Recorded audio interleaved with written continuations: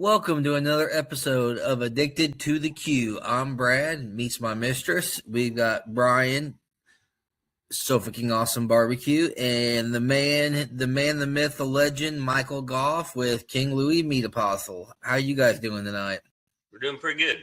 What's up, gentlemen? How y'all doing? Happy winter frozen tundra fest here. Yes, I So watched the awards. I had a little FOMO from Omaha and Eureka, and then all of a sudden I'm like, yeah, but I'm warm, so I don't know.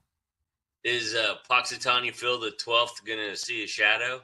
The last time he saw his shadow, we were supposed to have an early spring, is really when winter started, so I don't believe that lying bastard. Yeah, no. I need warmth. I want it to warm up fast. Yeah.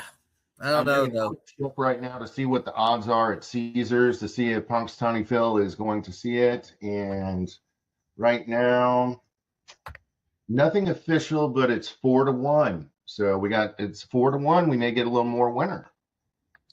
That sucks. It's another 6 weeks. Tennessee just got busted. I was watching some of the threads with the barbecue guys we know over there. They got ice, no power for 2 days, and they got hammered over in Tennessee. But that makes for a tough comp, a tough weekend, man. Yeah. I don't know if any of those guys got out. So Dad showed me yesterday, AccuWeather actually has a monthly calendar for weather.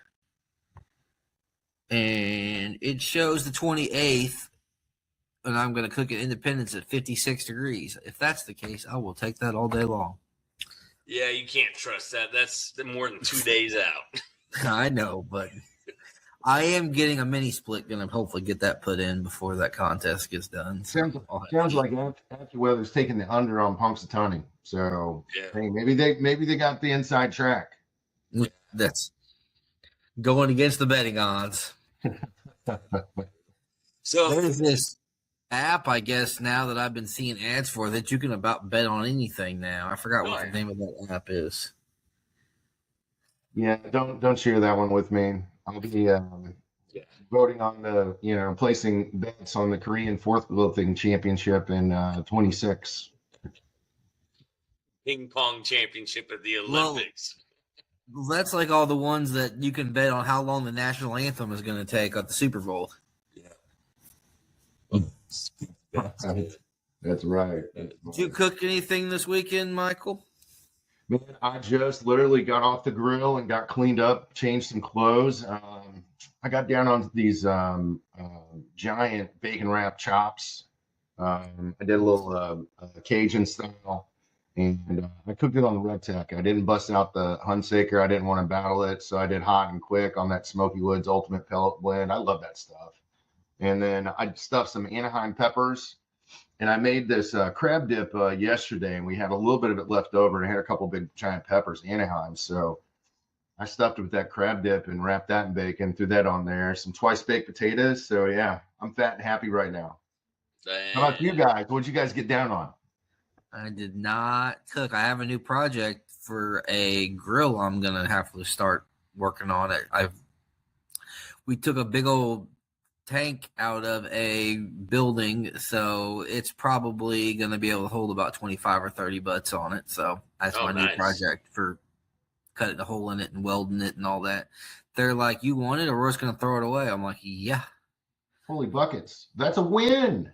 Hashtag winning.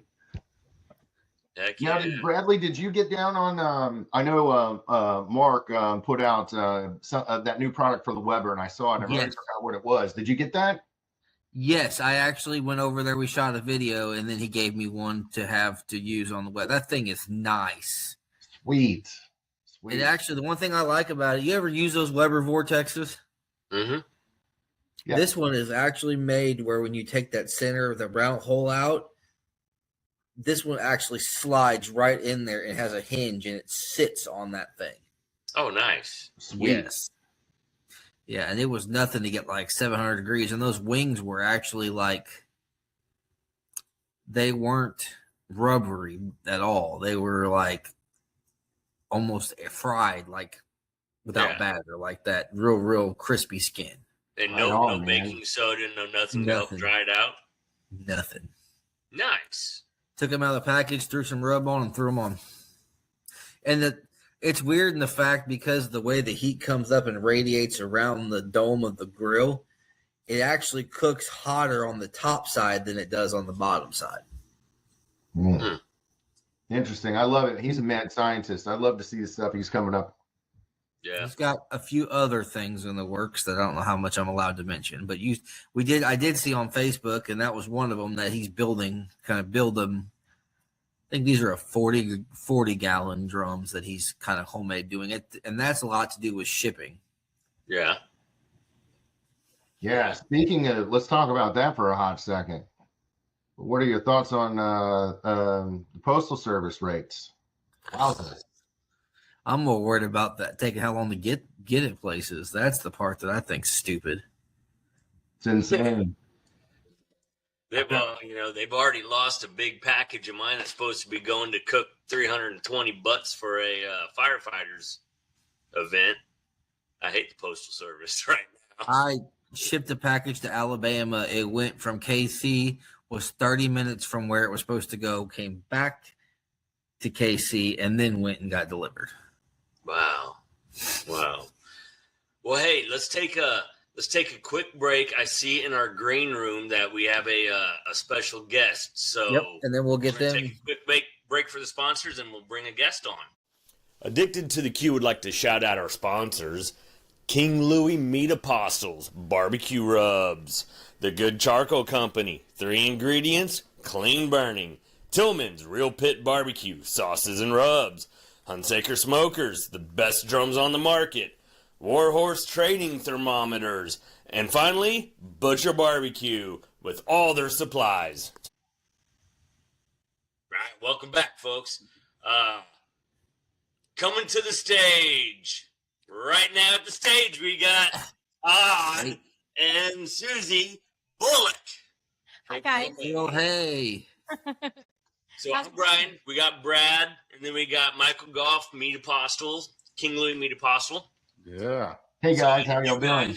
Are fresh off of I guess we're a week off of a layover flight coming back from When Pigs Fly. We didn't even make it out to When Pigs Fly. We ended up staying home and cooking virtually. We have kids at home, so when both of us go, we have to figure out how that is going to happen. And our childcare options kind of ended on Sunday. So we said, what are we going to do? So we ended up not being able to make it out. We talked to Ryan, the organizer, and he gave us the option to cook virtually. So we cooked, and also we still were going to try and make it. But our team, who are some of the first responders in the area, they said, our chief said, all hands on deck. We're not allowed to be out of the station. So our team had to pull out as well and actually be first responders. And since that's who we were raising money for and kind of teaching and cooking with, we figured if they can't make it, we probably shouldn't make it either. Contest with bad weather have to be bad for first responders. Yeah. Yep. We were talking a little earlier that some buddies of mine up in Tennessee are under ice and still without power. It hit a lot of places. It was wicked. So we were sad to miss out. Grateful they gave us the opportunity to participate. And we still raised some really great money for some amazing teams. That's so awesome. Where are you guys out of? Where do you live? We're in southern Utah. So the southwest corner of Utah, right on the Arizona border. I'm used to the snow. No, well, we both grew up in the snow. The snow didn't scare us away. It was getting stuck, which our flight home did end up getting canceled. Yeah. So I'm glad that we, but yeah, we're not afraid of any snow. I was just afraid of being stuck in St. Louis. I agree. Yeah. So, but yeah, You're flying into St. Louis and driving down to Cape. Yeah. That's a haul down to get down to that boot hill too, and the weather down there. I mean, it would have been a nightmare. So Yeah.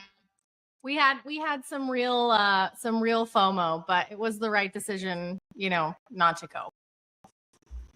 Yeah. I'll be darned. So what got you guys into the whole barbecue rub and sauce in the first place? like all your seasonings. I don't even know whose fault it is at this point. We could point fingers all night long. It's always the guy's fault. We already know. I actually think it was my fault. Yeah, I come from an accounting background, and we had to deal with companies that had inventory, when we were auditing their financial statements, and I had to deal with how they were valuing their inventory, and their counts were always off. And I'm like, I don't want anything to do with this. But she's like, I think we need to do it. We need to start selling rubs and sauces. And I don't know. I helped her figure out how to get it's all her recipes. I watched her handcraft the recipes on our kitchen counter in 20 different bowls and adding this and that. And so yeah, I mean, I helped her figure out how to get it bottled and ready to go. And our first run, we sold out in 24 hours. So I was like, okay, let's go. It definitely took some convincing.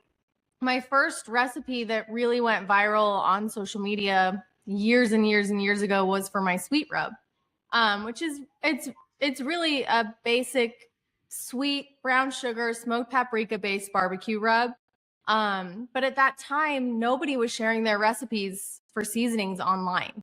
It was all very hush hush, right? There were people charging for their recipes, or they were granddad's recipes, they were family recipes, they were proprietary because they were your competition rubs. So nobody was just sharing them. And it made it really difficult for me, because I didn't grow up in barbecue, to know, like, how do I make barbecue taste like barbecue? Like, what do I put in it? So Todd was like, I think it's like there's brown sugar. We heard a lot about paprika, salt, peppers. We started really basic, and then I played around with that.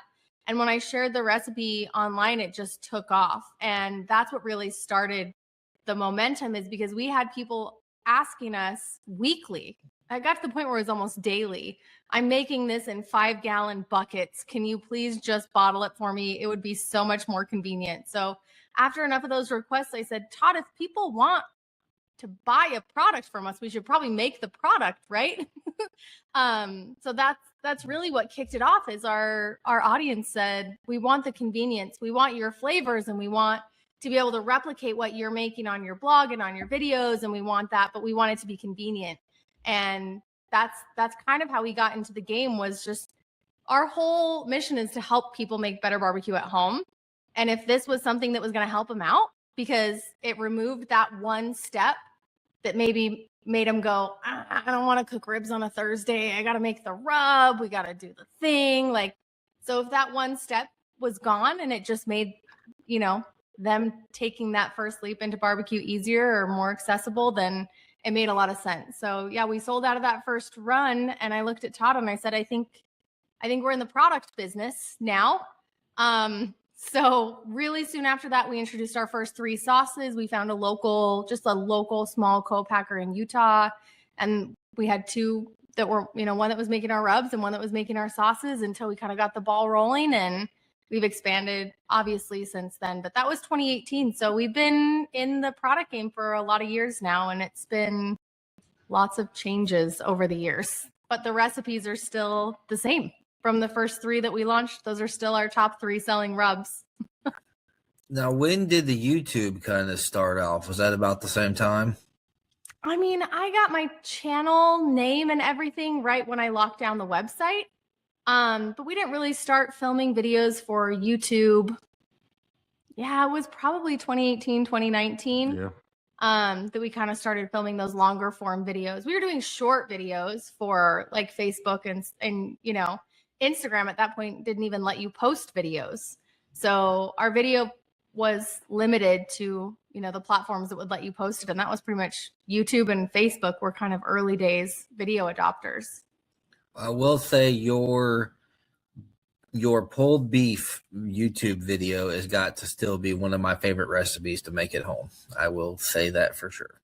Thank you. I think my kids would agree with you. That's their most requested. We just made it last Sunday, a week ago. That's our Sunday pot roast, is And that smoked chuck roast. Au jus for French dips, and yeah. Yep. Yeah, we use that one all the time. It's a go-to in our house. I think if our kids move out, that'll probably be the recipe that they call me up and say, Mom, how do you cook this? And I'll be like, well, the good news is you could watch a YouTube video. I could tell you in person. The recipe's on the website. Did you know I have an app you could download? Oh, and by the way, it's in the cookbook. So we'll make sure that they can recreate that one at home. Well, like for us, we have a lot of just roast anytime from the, brisket is a lot harder to come by, but we have all kinds of roasts. So it works out great for that. Yeah. And it works on a ton of different kind of roasts too. As long as you have enough fat content, it's beautiful. One of the things I think is really unique about not only your social media presence, but just the website itself is the fact that you're just so approachable as how you make your brand, right? Trying to teach everyone in the backyard and to see your website, how many recipes do you have posted on there? Because you guys got to be, you're not in Food Network's you're not in their orbit just yet, but you've got a boatload of recipes on there geared towards inviting people into the backyard and really helping them expand, their knowledge base. And those recipes is a significant part of your website. Tell us a little bit about that. Yeah, I think I have over 750 recipes on my website. It's a pretty comprehensive library. But I started in professional recipe development. Actually, I worked for other people's websites as a ghostwriter and a copywriter, and I worked writing recipes behind the scenes for companies that made grills and smokers. So I really fell in love with barbecue. I grew up in a restaurant family, so food was a big part of my life and what we love to do. And cooking at home was a big deal for us. I'm a big believer in like the family meal. And so barbecue, when that kind of culinary style found me, it just fit right into who I already was and how I like to cook and how I wanted to feed people. And I wanted it to be easy and approachable and enjoyable. And I wanted the meal to be really memorable. And I think barbecue is all of those things. So that's what kind of kicked off my obsession with barbecue. And that was, 12, 13 years ago. And it spiraled. So I wrote dozens of recipes, hundreds of recipes for other barbecue brands as well. I've worked with some of the top brands in the barbecue and grilling manufacturing space, writing recipes for their website and kind of cut my teeth writing for other people. And then I launched Hey Grill Hey in 2015. But the goal really was, and again, 10, 12, 13 years ago, the internet was a very different place than it is right now. And the information available was incredibly limited. It was either hush hush secrets or people spoke about barbecue in a language that I didn't know how to translate. They were using terms that I didn't understand. They were using techniques that they couldn't explain because they were just taught to them. And the recipes that were available were very loosey-goosey. Just sprinkle some of this on it and then you cook it until it is done. And for somebody that had never cooked barbecue before, that was unapproachable. It was really difficult to follow that kind of recipe. So I felt like there was an opportunity for me to standardize the barbecue recipe and write it in a way that beginners could follow, and write it in a way that even if you've never cooked this thing before and you're cracking it out for the first time, it'll turn out okay. Because there is a formula to writing a good recipe. There is a structure, there are steps, and a lot of barbecue recipes and websites just didn't follow that 12 years ago. Well, I think a big reason is it's people feel very passionate, almost religious about their way of cooking it. So we came into this with no history. So when we say, hey, try 3, 2, 1 ribs, we're willing to say that, while other people are like, no, it's wrong, don't do that, but no, that's a great beginner way to learn how to, even if it's falling off the bone or whatever, if it's too overdone, it's okay, because they're still going to be delicious. It's a foolproof way to get into learning how to cook ribs. And I think she was just being willing to put that out there. I don't know if it was naive or whatever, but I think it proved to be a very approachable thing. And the way that she presented it was very approachable, like you said. Yeah, I just wanted to talk to people that were like me. Maybe no. 100%. You can cook fall off the bone ribs for me, and I'll score it a 10. 100%. No, that's not competition style, because we all do that. But I'm I am pull that bone out and leave that meat just all solid right there. I I got to disagree. I mean, I'll be honest. It's based on plate size in our backyard, and if I've only got 2 bones on there, that's a 7, hands down. But if I've got like We need a whole rack. It's quantity. Then yes, that's worthy of the 10. And that's really like, that was my ethos from the very beginning, is how can I make this easier? And so I love that you brought up the approachability, because I think that's something I've strived to cultivate from day one, especially as a female in the barbecue space.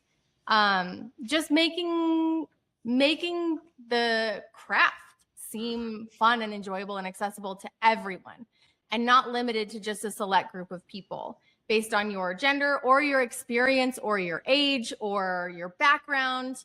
Like I said, I didn't grow up in a traditional barbecue family. I didn't have that cultural history. It's something that I did find later in life. And so I wanted to translate that, you know, the joy in it, and make it seem like it was something that was doable, and have people be so successful the first time that they wanted to come back and try again. Because there's a million recipe websites now. There are a million, social media accounts, and they're all dedicated to barbecue. There are a million of us with rub companies and sauce companies, and truly there's room for every single one of us, because what's good for barbecue is good for all of us. So me sharing recipes is good for all of the people selling rubs, because somebody might find me the first time and give that a try because they came to me from Google, or somebody following somebody on Instagram or TikTok and giving a recipe a try for the first time and then falling in love with it. They're going to, look elsewhere. They're going to go to their barbecue pro shop. They're going to go to Ace Hardware. They're going to go, somewhere else. And they kind of, you guys know, I know you all know, but once you get a taste of it, you kind of get hooked. And then it's like, at first it's like a fun occasional thing. And then it's like a hobby. And then somehow it's your identity. Like, that's wherever you find us on that part of the journey, amazing, because there's always somebody at a different phase of the journey that can help you further along. And so we're just grateful for any moment we get to be a little part of that for, the people that are in our audience. It's very cool. Very cool. Somewhere between the wanting to cook your first rack of ribs to signing up for 7 barbecue contests this last week. Somewhere in between. Somewhere. We don't know what happened. It's like you blacked out and all of a sudden this is your whole personality. Pretty much. Yeah, it happened to me too. So what's on the grill for the Super Bowl weekend? You guys got that planned out? We found a few years ago, last year was really fun because Kansas City was involved and Philadelphia. So, we try to do themed meals. So, Philly cheesesteaks and Kansas City burn ends last year kind of thing, So Seattle and New England is interesting. So we're going to try some fish and some clam chowder and say seafood. Yeah. We're going to make a lot of seafood this year. We might make a Seattle dog. If you guys have had a Seattle dog with cream cheese and caramelized onions. No, what is that? It's a all beef hot dog, steamed bun. And then they smear cream cheese in the bun, put the dog in, and then there's caramelized onions, and the one I had had some fermented mustard seed on top. So we'll hit it with a really good mustard. Yeah. Interesting. So we'll probably do some New England style clam chowder, some Seattle dogs. If my kids have anything to say about it, I'm going to have to make fish and chips because that's one of their favorite things ever.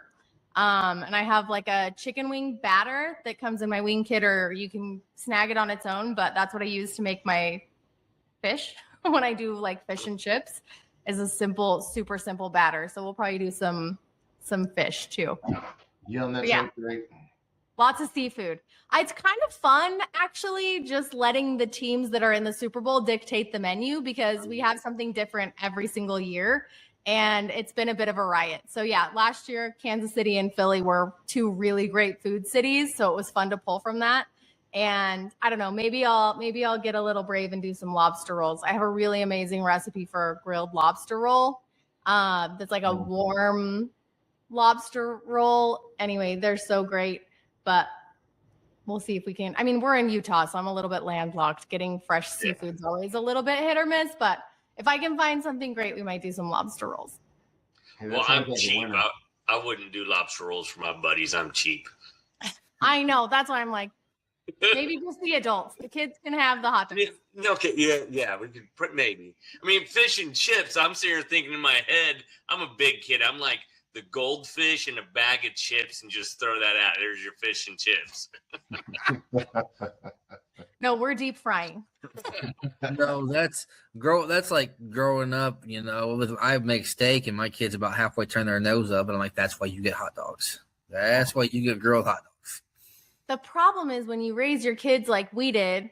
I mean, I started this when my kids were little. My daughter was 6. My youngest was 1 when I started Hey Grill Hey. And I'd already been working in barbecue for a couple of years before that, writing recipes for other people. They've grown up around it for so long now. Their standards are so ridiculously high as older children. They're 11, 14, and 17. And now they're like, but my mom's is better. And it's like, no, you can't say that out loud. You just say thank you. You think it. Yeah. It's But they want all the things. My son last night was like, Mom, you should really be making me more scallops. Like, I'm a really big scallop fan. I'm like, you're 11. You're not a scallop fan. You like mac and cheese. It's rough out here. So you guys are grooming the next wave of food critics. I see what's going on. Yeah. Everybody loves a food critic. The most loved people around. Yes, they are very discerning, though, I will say. Their palates are well developed. That's awesome. And how many kids? 2 kids? 3. 3. Yep. All 3 of them that way. Yes. Okay, so when they go off to college, pack the frozen food so they can just boil it in the bag, and then they're good. Yeah. There's some home cooked food. Yeah, they'll be fine. Have to learn. Give them a couple bottles of rub. Yeah, that pulled beef is amazing vac sealed. So they're all going with deep freezer bags and, pulled meats. Better than me. I lived off ramen for a long time when I was in college. So. Yeah, so did I. Maybe we'll still let them have the experience. Actually, they probably think that was great. We never had ramen at home. I had pastaroni on a good night. Yeah, I had the little beefaroni out of the can too. Yeah, ravioli. Yep. Yep, that was a pretty good one. That and beer. That was pretty much my cuisine in college. Some mac and cheese. Yep. They'll be all right. I feel like that's part of the experience, though. Yeah. So are you guys involved at all outside of when pigs fly? Are you involved in competition also?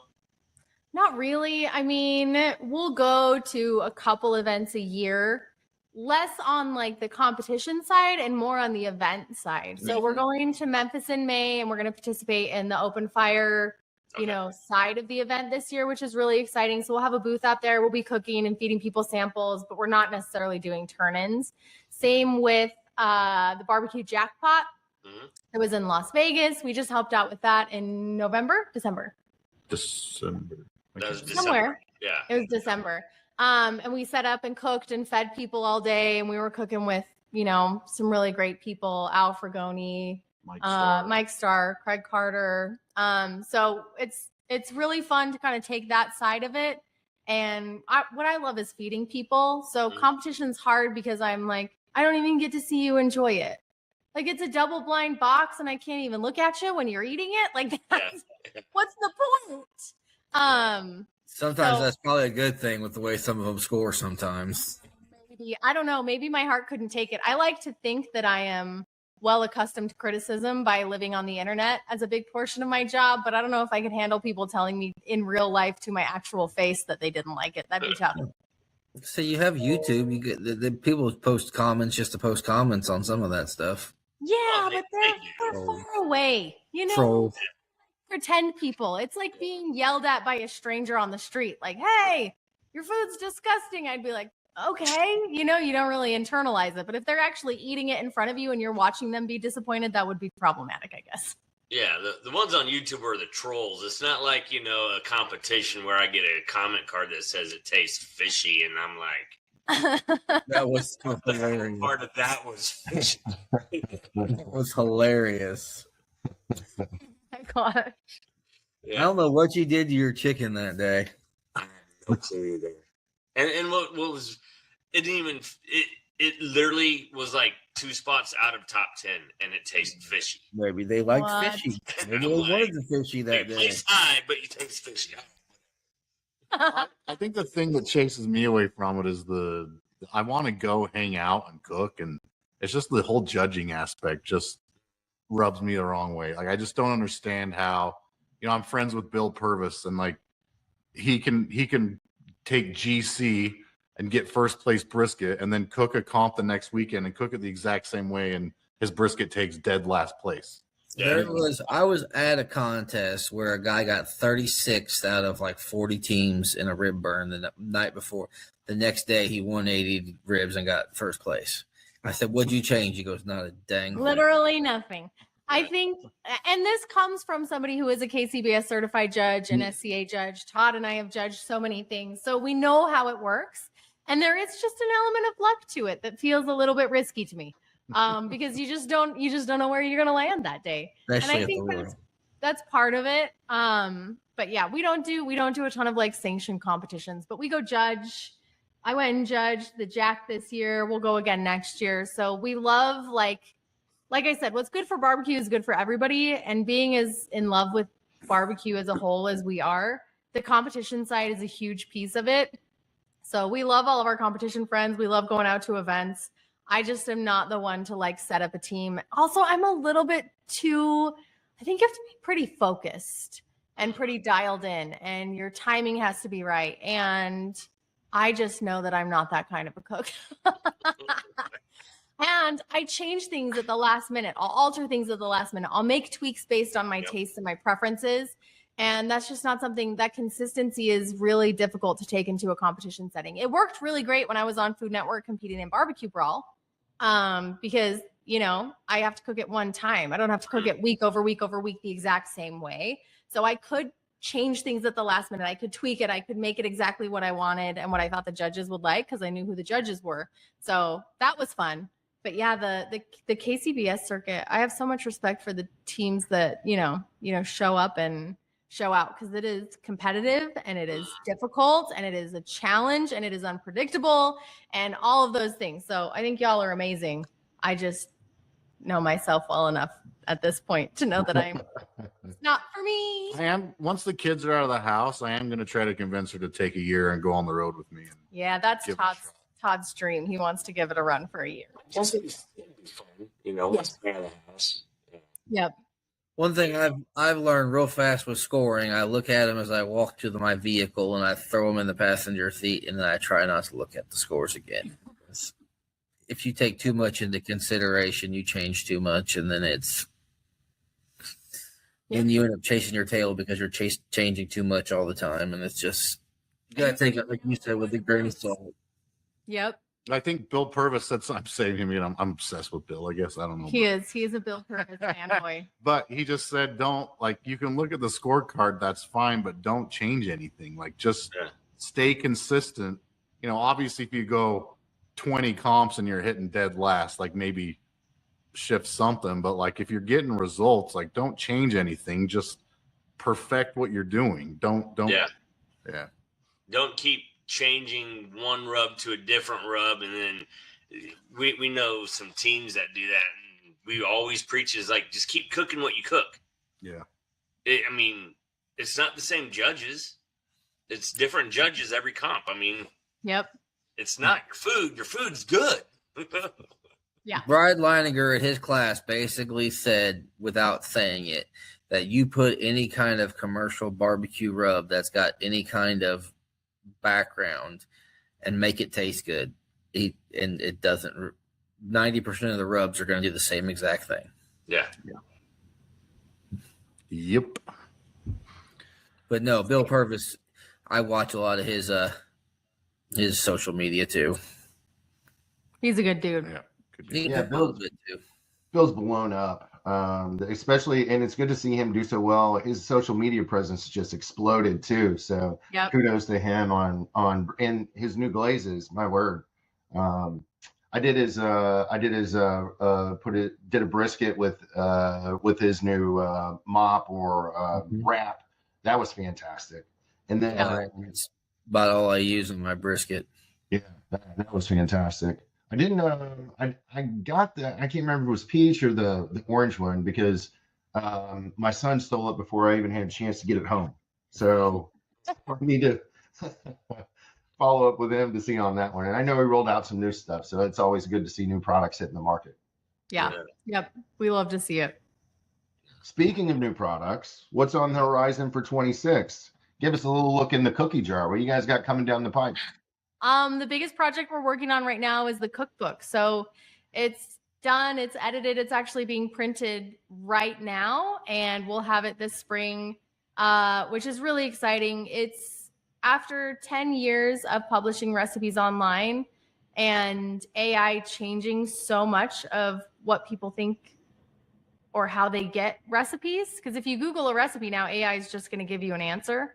Yes, it is. I mean, it's wrong because it's just it combines all of the top recipes and then just writes out an idea of what it thinks the process would be like, but it's never been cooked by a person before. But people are so excited about an easy answer that's just right there without having to click through. And Google has announced their goal is like to create search that's 0 click. So nobody ever clicks through to a website. You just get everything immediately delivered to you through AI when you look for answers. I think people are really interested in getting recipes from people that they trust and that they know. And I think cookbooks, kind of that analog, old school version of things, is making a comeback a little bit. You want something that you can write notes on. You want something that you can spill sauce on. You want something that you can give your kid when they get their first smoker. You want something that you can, give as a wedding gift, or I don't know, just that tangible something. So I'm really excited for the cookbook this year. It's been years of work and a lot of ups and downs. I mean, I first pitched this cookbook in 2020 to one of the largest publishing houses. And I said, I want to make a really approachable cookbook that even a beginner could pick up and have really great recipes that would turn out. And they said, yeah, I just don't think we can market a barbecue cookbook to beginners. We want something that's really specialized. We want something that's really different and unique. And so that was kind of like a crushing blow a little bit to get turned down. Like they reached out to me and said, we want to publish a book with you. And I pitched them what I wanted. And they said, yeah, we don't want to make that. So they tried to tell me the book that they wanted me to make. And it's not who I am. And it's not what Hey Grill Hey is. It's not what the brand is about. And so I said, okay, we're going to do this and we're going to self-publish, which is, I think, easier than it's been, but still really difficult to figure out all of the steps of, everything, interiors, covers, all the recipe testing, all the photography, all of the editing, all of that.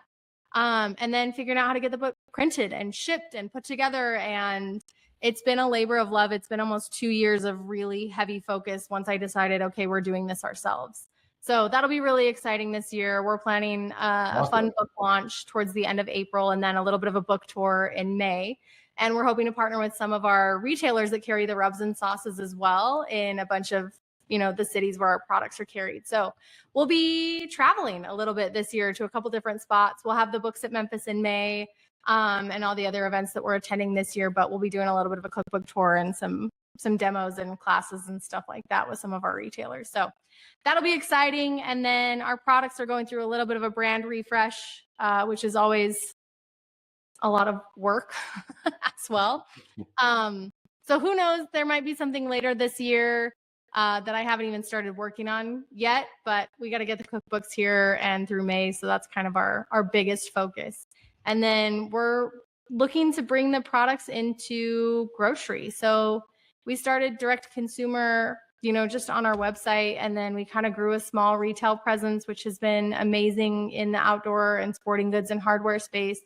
But we want to it's all about making things accessible and making things easy. And you might visit the hardware store once a month, but you're in the grocery store every single week. And so if we can make our products more accessible and easier to pick up and grab on your weekly shopping trip from your grocery store, that would be huge. So that's a big area of focus for us this year for the brand. And there aren't a lot of women-owned barbecue sauce and seasoning brands out there. There are just a handful, and none that are really on national grocery store shelves. So that's a big push for us. And I think, like in the content space, once you open the door, a lot of people come rushing in. And if we can kind of open the door in the product space for women-owned brands in the barbecue category, I think that would be huge for you know, a lot of the young ladies that we see coming up in the barbecue world to say, oh, okay, we can do this, and feel like all the doors are open and that they can do whatever they want. Well, that sounds like you got a pretty busy roadmap, and I'm excited to get my hands on. I can't wait to get my hands on your cookbook. Todd, does that make you the resident photography expert? No, we hired someone out for that. I wish I was that good at photography. He's pretty good. He's better than me, actually. I don't know how y'all's photography goes, but I can tell you what happens in the Goff household, and it would be all outtake videos on our YouTube channel because it gets a little spicy and heated behind the scenes. It does. It just happens. It happens. People don't understand because you see the final edited videos, but Todd and I laugh all the time that, you know, it's rough working as a husband and wife together like we have for the last, 8 years full time we've been in this together. So it's a lot of learning and a lot of adjusting and constantly, you know, having to communicate because it's work. Yeah, I used to do all the video editing. We've hired that out for the last 5 or 6 years, but when I'd be going through the footage, I would hear the way that I communicated with her, and I would be like, "How are you still with me?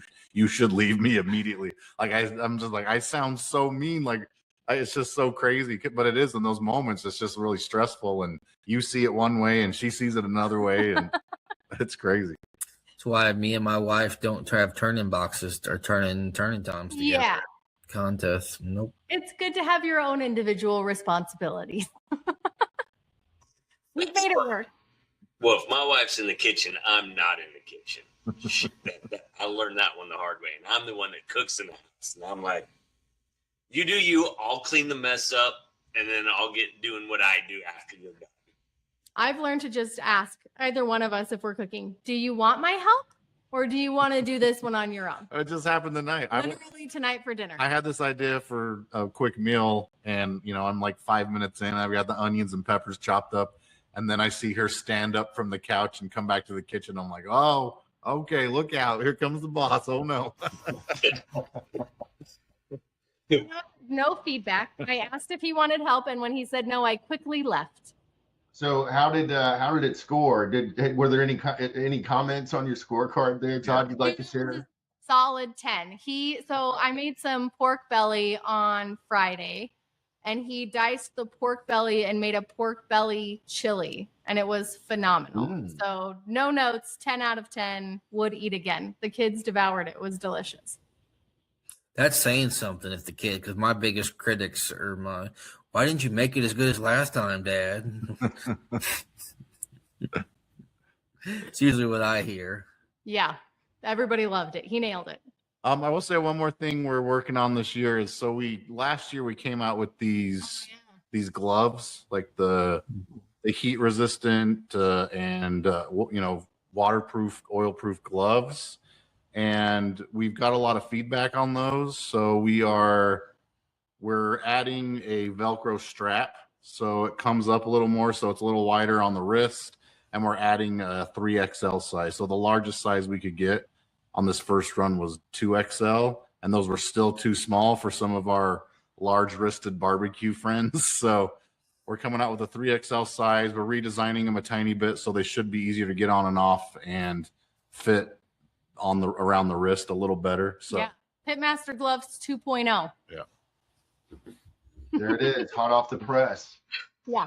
Barbecue 3XL friends. So you're saying the barbecue's medium. Yeah, the barbecue medium will now have a size available for them, which will be really exciting. I mean, we developed these products based on what I wished I had, right? And I think they're some of the best barbecue gloves on the market. And because it's us that are doing the product development, and we are bringing the product to market, and we are reading all of the comments, and we are seeing all of the messages, and we're talking to people face to face, we're actually able to take that feedback and go directly to our manufacturer and make alterations and make new versions and make changes, which is a very, very cool thing. I didn't know, I loved the product development side of making the rubs and sauces, and I still do. The development side of making the cookbook is amazing. But being able to continue to iterate and to grow and to improve on a product has been a really, really cool process because we're making these from scratch. We're not taking, an existing glove and just slapping our label on it. We're not white labeling the same gloves that are out there. We really worked from the ground up with a factory. We have our own dedicated line in the factory that only does food safe nitrile. So that you can, touch hot meat and not worry about what's touching your food. Like we thought about every single level of this and we thought it was 150% perfect. And when you get feedback that's like, oh, but it's a little tight on the wrist, it's like breaks your heart, but burn it all down. But we have the ability to take that to the factory and to iterate and to make changes and keep growing and keep making something better. So it's been a really fun process. And I think, 2.0 is going to be even better. So we're really excited about that. Those should be coming out later this summer. Nice. So what's your take on, cause you just mentioned you were, December at the Las Vegas barbecue thing. What's your take on the $1 million comp here in like 27 that's coming? I think it's such a cool concept. And I think, like I keep saying, whatever's good for barbecue is good for all of us. To get that kind of publicity and attention onto the sport of competitive barbecue, it's not just going to be one big purse. This is going to create a ripple effect with all of these competitions to level up their game a little bit, to bring in, maybe some new partnerships, to creatively increase those purses, to really draw people to the competitions, because I think they're going to be better publicized. I think they're going to be better marketed. And I think people are going to be more excited to enter the game if there's a higher potential for a payout. So I think it's going to be great for the sport of barbecue, which, I know people have been concerned about recently because sometimes it is hard to enter or, they're intimidated or whatever. But to push it to that level, I think is very cool. Well, it seems like the contest that they announce our qualifiers fill up in about 3 days usually. Yep. They are filling up fast. Yeah. Or they're not full and they're opening it, like they're doubling the size just to have more come in, which I agree. Open it up for more people. Sure. Yep. Because they announced Excelsior Springs and it went from like about 2 or 3 to over 70 just in like a day. That one averaged 50. Yeah, and that's what I was saying. Those were competitions that weren't filling up in the past, or maybe weren't getting that level of attention, that level of attendance. So I think it's a huge thing for the sport and the community overall. I'm intrigued. I know our friend Christy had something to do with it. So yeah, I can't wait to have a conversation with her to figure out how the heck that's happening, because that's crazy. That's what we're wondering. We all follow her, and I was just like, when she said it, I was like, what? Yeah. We talk to Christy all the time, and we were shocked. I was like, what? I will say, though, after years of knowing Christy and seeing what she's done with the barbecue jackpot in just 2 years, her ability, and she worked with Al on the open fire meetup in Hondo, and they had their biggest year ever. Her ability to coordinate and plan and execute and bring people together that can really make these big kind of moves is unmatched in the industry, and her drive for it and her passion for it is unmatched. So I think she's a great person from the barbecue community to help execute something at this level. She has the skill set and the talent and the industry knowledge and the connections, and I think and the love for the sport. Yeah, she's so dialed in. I think it'll be something amazing. So when this goes off and goes boom, wait until next year. What does next year bring? Because I don't know. And I think it's already going boom, right? It's already, you just wait. If it is halfway ran, this will explode next year. And you're hitting the nail on the head. It's filling up every other contest and every other event, all the qualifiers. I mean, this could be really huge. So it's exciting to see for sure. So exciting. It's very exciting, because I think the Royal was the same weekend as the open fire meetup. That's why we didn't go to the Royal. But I heard that at the Royal, numbers were down, people were feeling a bit frustrated with the sport in general. And I think this was just the injection that barbecue needed. And I hope it helps cure and push a lot of things for sure. Well, one reason the numbers were down was because it was going to be like 0. Yeah, the weather was so bad. That was a reason. It was terrible. I was fine up until Saturday. Then I was like, I'm just going home. My morale's down now. Yeah. While we're down in Texas and it's It was 95. 95. I was like, next year I'm bringing a popsicle cart. That's me.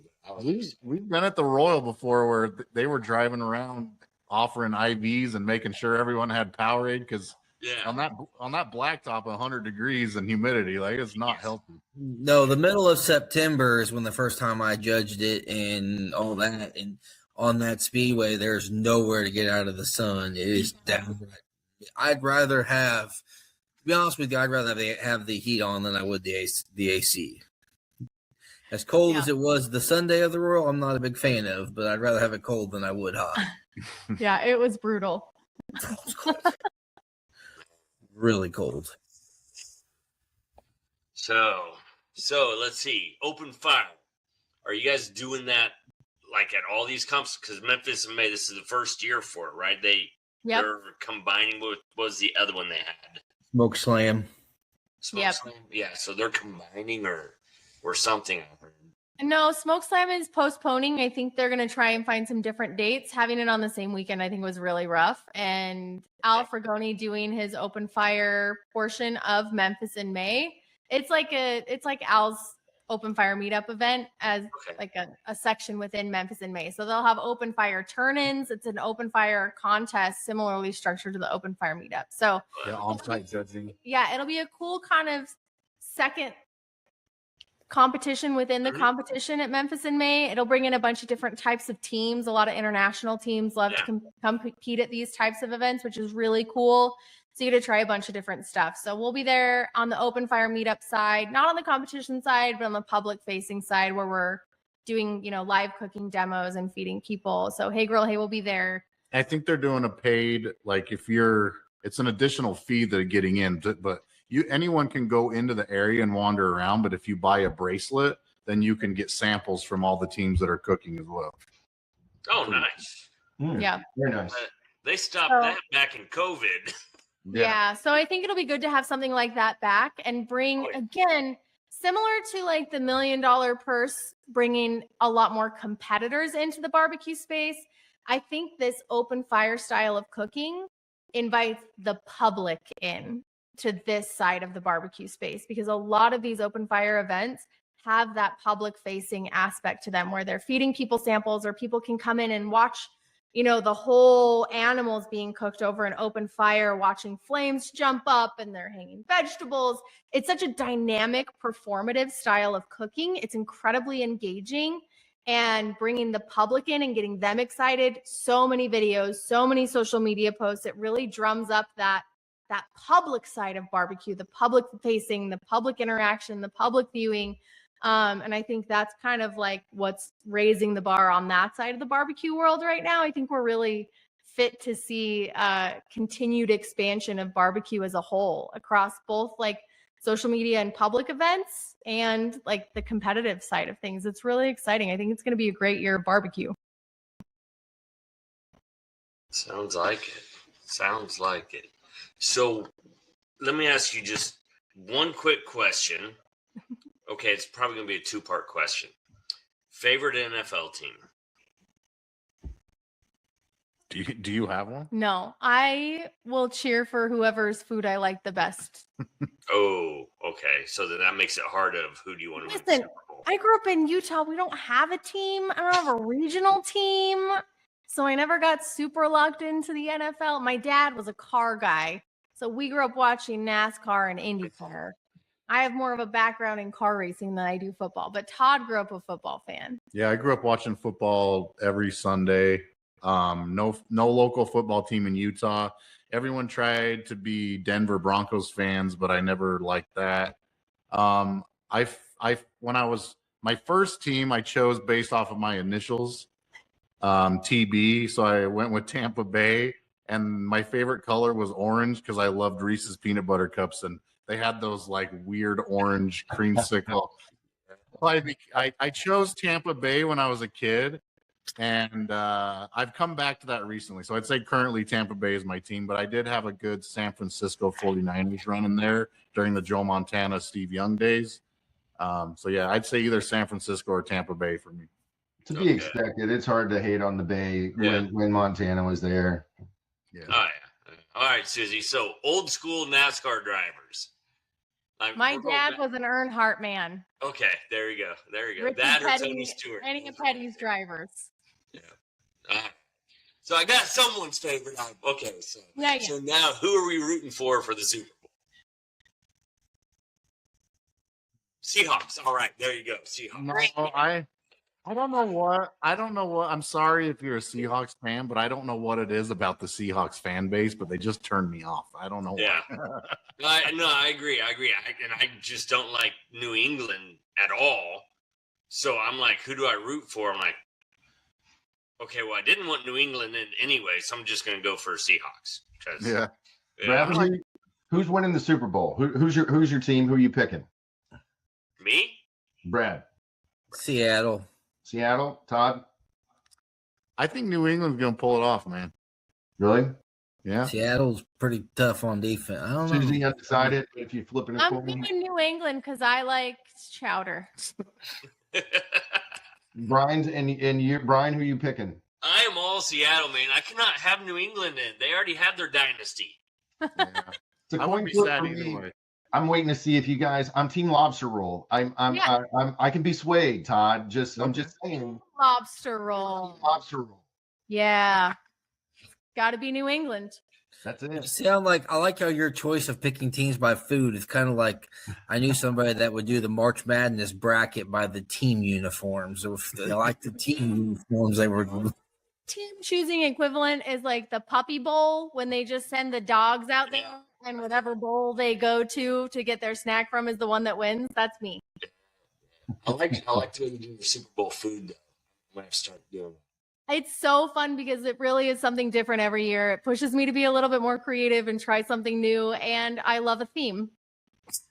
No, see, and I don't do themes, but Wings. more creative because now you're figuring out that team what all their foods are. And if you don't cook it, you got to figure something out. Yeah, it's been really fun. It's been several years. I think we'll just keep doing it forever. Okay, for instance, what if a team doesn't have a famous like Denver? What are they famous for? I'd have to think about it, but I would figure it out. Don't worry. Well, that's like the Cincinnati Bengals. I don't want that.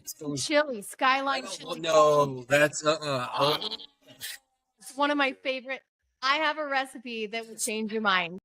But It's so good. doesn't even look that good. They're kind Oh, of. it's so good. She's made it 3 times in the last 6 months, and every time there's not a drop left. We will eat ourselves sick on that Skyline chili. Yeah. It's so good, dude. Hey man, it makes I it really want good. Cincinnati to make it to a Super Bowl now. You're ways away. Oh gosh. Yep. Always again. But I could find something for everywhere. I could find something for Denver. Oh yeah. Denver steak. Denver omelet. I'd have an omelet bar. But it's chili on top of spaghetti. I forgot about that. But it's not chili.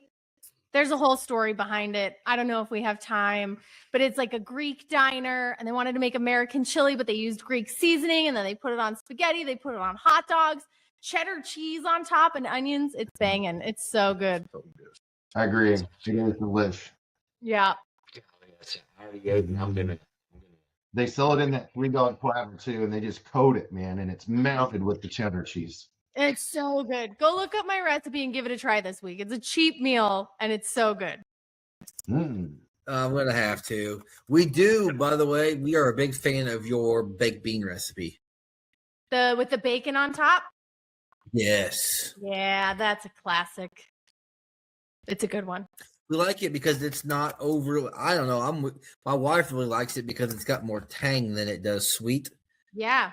Yep. A little bit of apple cider vinegar, and I think it balances out really nicely. It's still And like with kind of the a sweet mustard? theme. Yeah.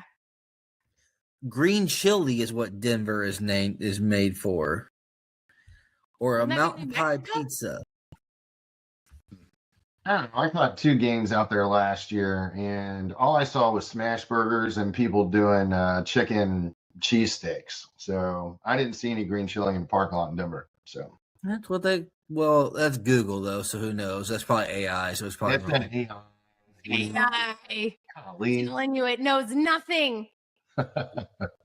Top best foods Denver's to try. Oh, yeah. This is a bridge to cross when Denver makes it to the Super Bowl. I think if Bo Nix wouldn't have got hurt this year, they may have made it. So that might be sooner than we think because they're looking pretty stacked. We'll have to do some research. Yeah, I think if Bo Nix wouldn't have got hurt. We'll do this again next year, and you guys can ask me what we're We planning. should do this every year right before the Super Bowl. That way we can have a Super Bowl meal thing. We should do that. Brian, put it on the calendar. We have to do it a couple weeks before the Super Bowl, though, so I can prep my food too. Yeah. Yeah, we got to make sure everybody's ready. We got to get our menus together. Yes, that's great. I like that idea. Now I'm gonna start whatever teams like I see playing. I'm like, what kind of food are they famous for? I'm excited to set it up like second week of January.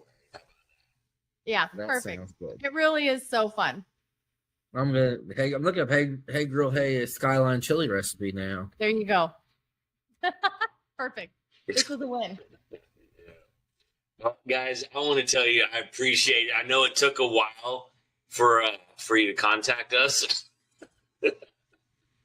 Listen, man, I don't know how to tell you. My messages get so lost. Yeah. I'm Like sure. we really try, but No, it's we're just happy that you found one in that haystack. yep. So, but we Now you have my appreciate it. Just email me. I'm pretty good to be reached. Todd's more reliable communicator than I am. I'm the one with 8,000 unread notifications, just trying to survive day to day. Sounds like my email is She what I did have. say that trying to focus. She did say trying to focus on like a turning box isn't her thing. So It is not my thing. Listen, I know who I am, and I will create amazing and really cool products and all this great stuff, but I might not email you back. Do you have a hint at 88? Yeah, That's we when have. you're out by the Weber doing the smoke signals, right? Yeah, that'll work. Probably be equally as effective. Yeah, that's me. I get easily sidetracked. Yeah. this Get a little this extra spice. Skyline chili is on the menu this week. Perfect. You have to Sweet. let us know how it goes. I think you're gonna love it. I will. We'll Yeah. win you over. That's great. No, For but having us, guys. thanks for coming on. Hope your Super Bowl Sunday meal turns out awesome, and we'll be in contact for next year. Okay, we'll see you guys. Awesome. Thank you. Thank you, guys. Great evening.